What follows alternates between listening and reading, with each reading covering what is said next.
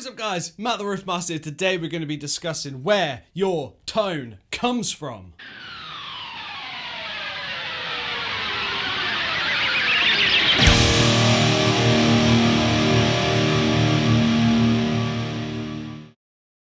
So, first of all, how are you all doing? It's been a while since we've sat down and done a video like this. How are you? Let me know. First thing, let me know how you are in the comments.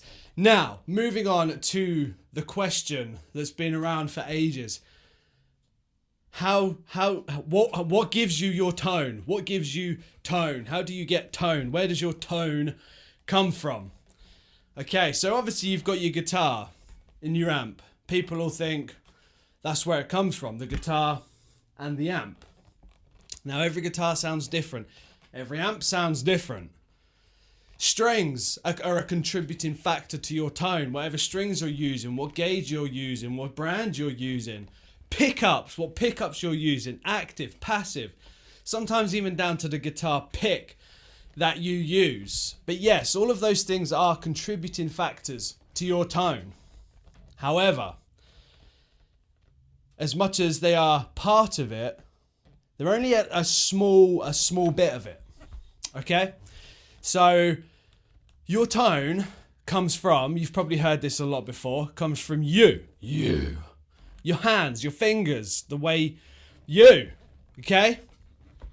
And the guitar and the amp is just a way of projecting that.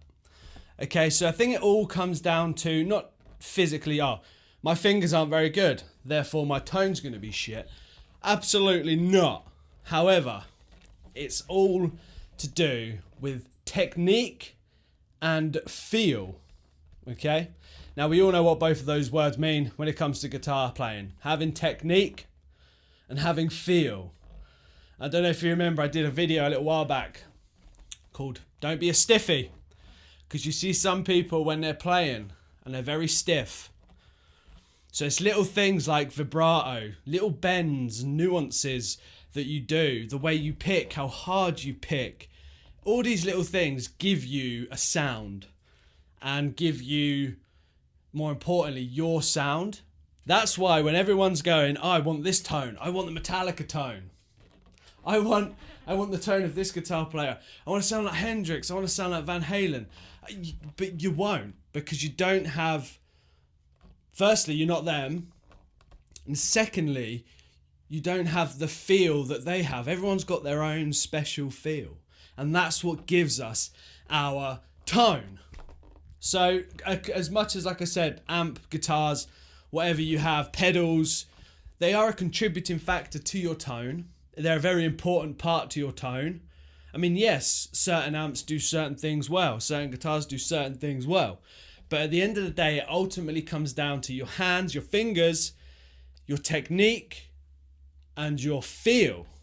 Okay, so I'm going to give an example of what I mean by that. I'm going to play just a little riff where it's just stiff and just note for note what it is. But then I'm going to put some feel into it, some little bends and a little bit of me.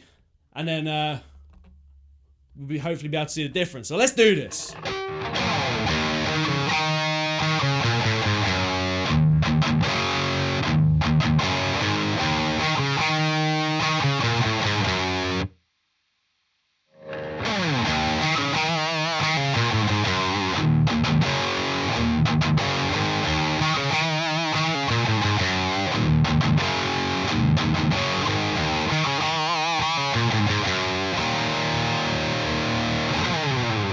So I hope you could hear from the two examples that I did that the second one was more the feel and the technique with just, it's hard to explain. If you're a guitar player, you understand when you play, it's not just playing note for note, note for note. You've got to put in those little bends like vibrato, and the way you pick, the way you attack the string. It's all these little things that you naturally will have sometimes, but it comes with practice over time of playing and playing. You'll gradually develop these techniques and you'll develop the feel. I mean, the feel is so important for playing guitar, because I've found when I've been playing certain things, when I'm really feeling it and getting into it, I play things that sound better than I've ever played them before, which is exactly what I mean by it's feel and technique. You know, it's not, you don't necessarily have to spend hundreds and thousands on amps and guitars for a good tone. I mean, yeah, it's nice, it's cool.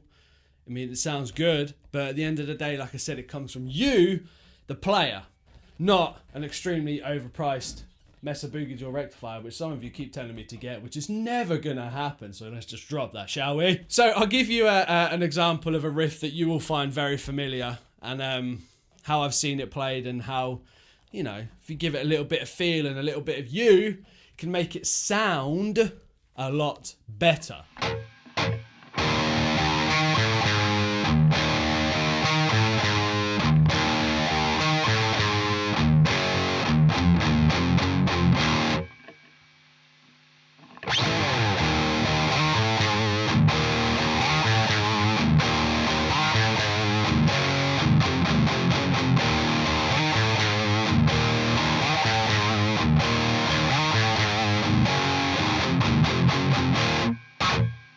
So, yes, Enter Sandman, that was a riff I played in my Don't Be a Stiffy video.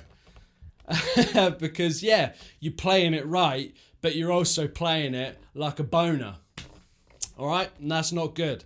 So when you come to telling yourself, oh, my tone is shit, I hate my tone, I need to spend money on more gear. I mean, yes, upgrading your gear is good. That's a good idea sometimes. But just think of this. Practice more, get the techniques down, and get the feel down. Don't think about it. I find as well, you get more feel and more oomph when you're not thinking about it, and you just lose yourself. And yeah, so that's where I believe, and I know there's some of you that will agree with me, that's where your tone comes from, which is why it will be next to impossible to ever recreate someone else's tone. All right? We're not talking about recorded tone or anything like that.